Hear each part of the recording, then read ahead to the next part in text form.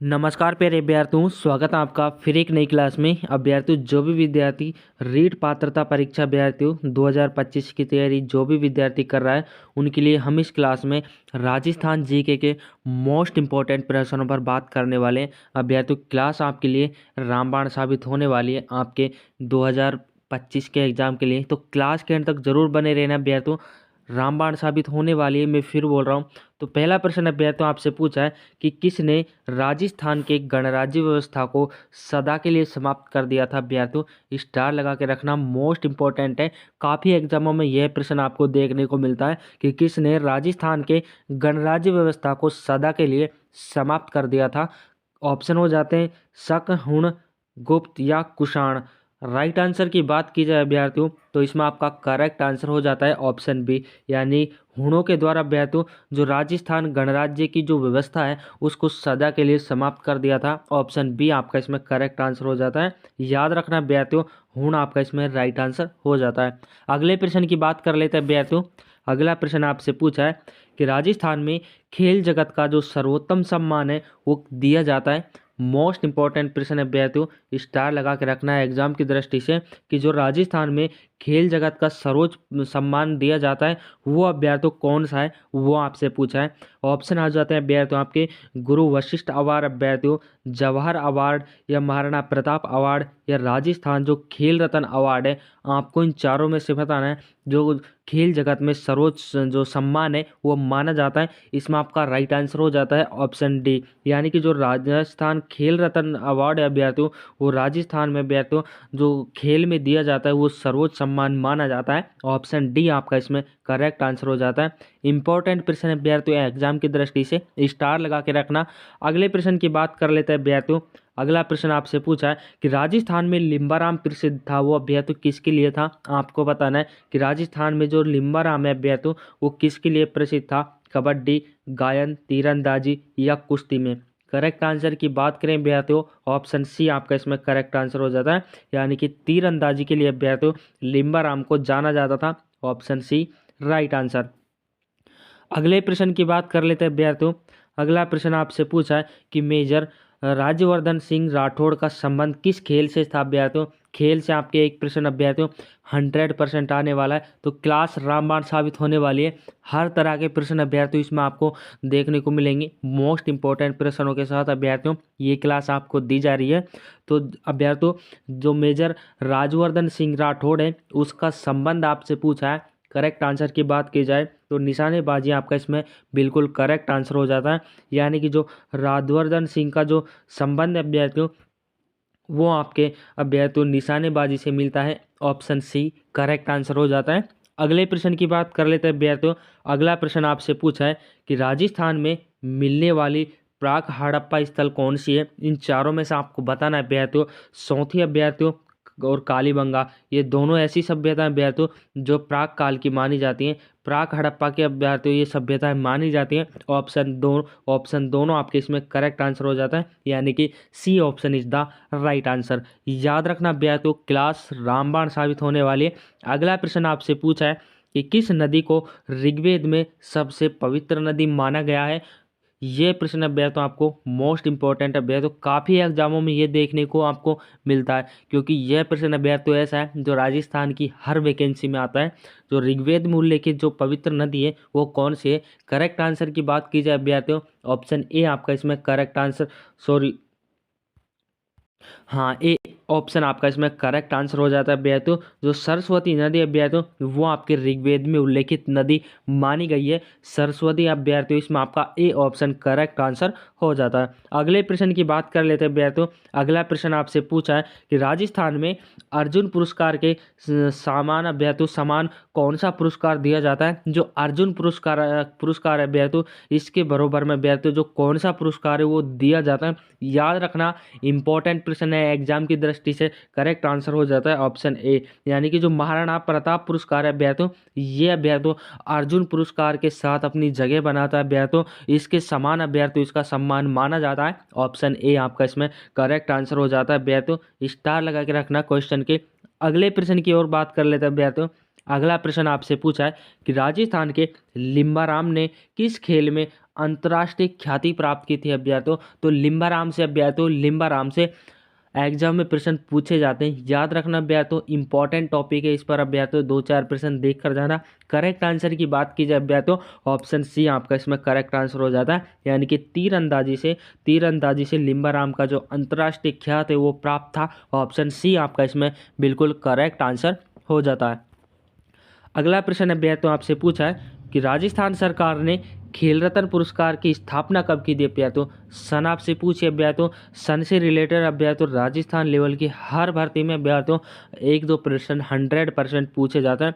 तो अभ्यर्थियों राजस्थान में जो खेल रत्न पुरस्कार है, इसकी स्थापना या इसकी शुरुआत कब हुई थी, कौन से सन में हुई थी, ये आपसे पूछा है। ऑप्शन सी आपका इसमें करेक्ट आंसर हो जाता है, यानी कि 1994 में ईस्वी में अभ्यर्थियों जो राजस्थान में खेल रत्न पुरस्कार की स्थापना या शुरुआत हुई थी 1994 में अभ्यर्थियों, याद रखना ऑप्शन सी करेक्ट आंसर हो जाता है।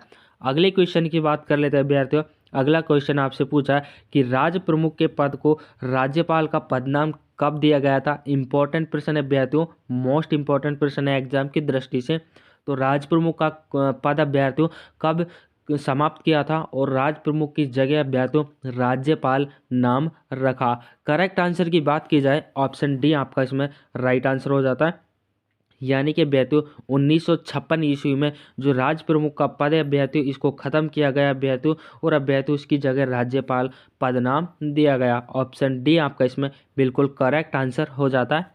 अगले प्रश्न की बात कर लेते हैं अभ्यर्थियों। अगला प्रश्न आपसे पूछा है कि राजस्थान में सती प्रथा सर्वप्रथम कन्यावध रोकने का प्रयास किया था अभ्यर्थियों, वो किसने किया था अभ्यर्थियों? कौन सी वो रियासत थी अभ्यर्थियों, कौन सा वो जिला था? करेक्ट आंसर की बात की जाए अभ्यर्थियों, इसमें आपका राइट आंसर हो जाता है ऑप्शन सी, यानी कि जयपुर अभ्यर्थियों, जिसने सती प्रथा सर्वप्रथम अभ्यर्थियों कन्यावध इन दोनों को रोकने का प्रयास अभ्यर्थियों जयपुर रियासत के द्वारा किया गया। ऑप्शन सी आपका इसमें बिल्कुल करेक्ट आंसर हो जाता है। अगले प्रश्न की बात कर ले अभ्यर्थियों। अगला प्रश्न आपसे पूछा कि वृहत राजस्थान का प्रधानमंत्री कौन था अभ्यर्थियों? इंपॉर्टेंट प्रश्न है एग्जाम की दृष्टि से अभ्यर्थियों, तो इसमें आपका करेक्ट आंसर हो जाता है अभ्यर्थियों ऑप्शन सी, यानी कि हीरालाल शास्त्री अभ्यर्थियों, जो अभ्यर्थियों वृहत राजस्थान के प्रधानमंत्री के रूप में चुने गए थे। Option C is the right answer अभ्यर्थियों, हीरालाल शास्त्री आपका इसमें करेक्ट ऑप्शन सी हो जाता है। अगले क्वेश्चन की बात कर लेते हैं अभ्यर्थियों। अगला क्वेश्चन आपसे पूछा है कि राजस्थान के राजनीतिक एकीकरण की प्रक्रिया कब शुरू हुई थी अभ्यर्थियों? सन आपसे पूछिए, सन याद रखना अभ्यर्थियों, भूल मत जाना, अक्सर राजस्थान लेवल के हर एग्जाम में सन से क्वेश्चन पूछे जाते हैं और बच्चे अभ्यर्थियों अक्सर भूल जाते हैं। करेक्ट आंसर की बात की जाए तो इसमें आपका 1948 में करेक्ट आंसर हो जाता है। जो राजस्थान एकीकरण की प्रक्रिया अभ्यर्थियों वो 1948 में शुरू की गई थी। याद रखना अभ्यर्थियों, मोस्ट इंपॉर्टेंट सन है 1948 ईस्वी में अभ्यर्थियों, ऑप्शन ए आपका इसमें करेक्ट आंसर हो जाता है। अगला प्रश्न अभ्यर्थियों आपसे पूछा है कि राजस्थान के विख्यात इतिहासकार जो एक समाज सुधारक भी थे अभ्यर्थियों, इंपॉर्टेंट प्रश्न अभ्यर्थियों एग्जाम की दृष्टि से स्टार लगा के रखना क्वेश्चन के अंदर कि विख्यात इतिहासकार जो एक समाज सुधारक भी थे। करेक्ट आंसर की बात की जाए अभ्यर्थियों ऑप्शन सी हरविलास शारदा अभ्यर्थियों, जो एक विख्यात इतिहासकार थे अभ्यर्थियों और समाज सुधारने का काम भी किया करते थे। ऑप्शन सी आपका इसमें बिल्कुल करेक्ट आंसर हो जाता है।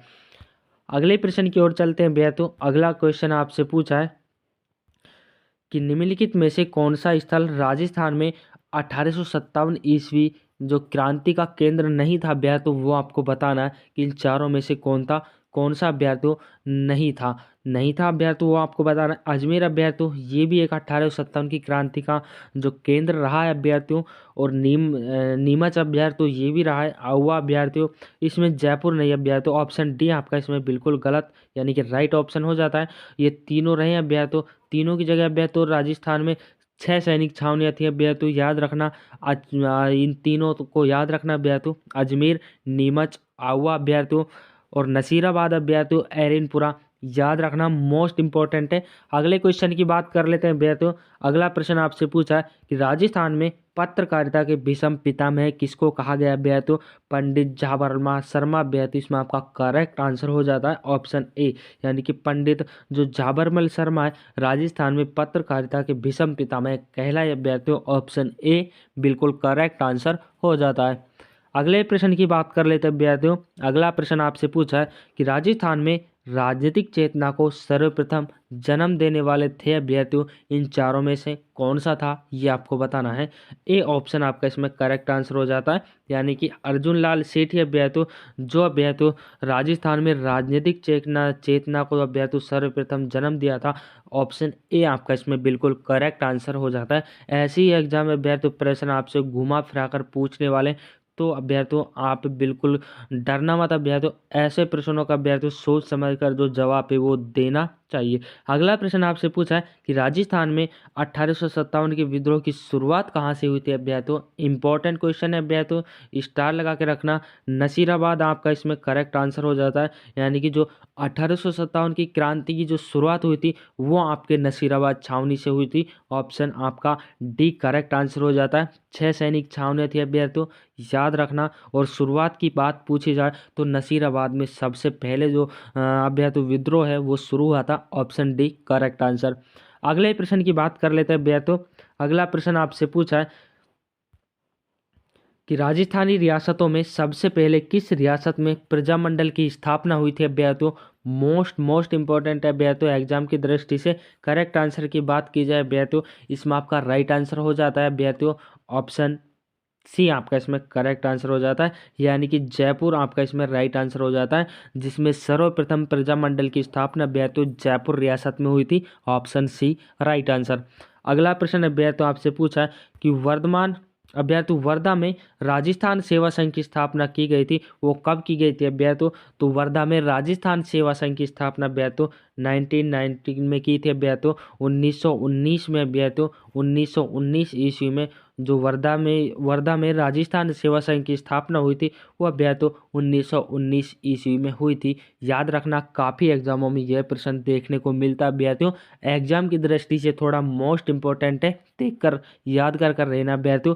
अगला प्रश्न अभ्यर्थियों आपसे पूछा है कि कितने रजवाड़ों एवं राज्यों के एकीकरण से राजस्थान राज्य बना अभ्यर्थियों। तो कितने रजवाड़े और राज्यों को एक किया अभ्यर्थियों तब राजस्थान बना, ये आपको पता होना चाहिए। ऑप्शन सी आपका इसमें करेक्ट आंसर होना चाहिए, यानी कि अभ्यर्थियों 19 रजवाड़ों या राज्यों को मिलाकर अभ्यर्थियों जो राजस्थान की जो अभ्यर्थियों राजस्थान बना वो अभ्यर्थियों 19 रजवाड़ों से मिलकर बना हुआ है। तो अभ्यर्थियों क्लास कैसी लगी और क्वेश्चन अभ्यर्थियों आपको कैसे लगे, मोस्ट इंपॉर्टेंट प्रश्नों के साथ अभ्यर्थियों हर क्लास आप तक पहुंचाई जाएगी। ऐसी क्लास अभ्यर्थियों ऐसे ही मोस्ट इंपॉर्टेंट जो भी चैनल पर स्टूडेंट नया विजिट किया हो चैनल को जरूर सब्सक्राइब कर लें, क्योंकि तब तक आपका रीट पात्रता परीक्षा एग्जाम 2025 नहीं हो जाता अभ्यर्थियों, तब तक आपको ये क्लास दी जाएगी। और अभ्यर्थियों ऐसी मोस्ट इंपॉर्टेंट प्रश्नों के साथ अभ्यर्थियों कमेंट में बताना कि अगले जो क्लास लानी है वो किस टॉपिक पर लानी है। मिलते हैं अगली क्लास में, तब तक के लिए जय हिंद साथियों।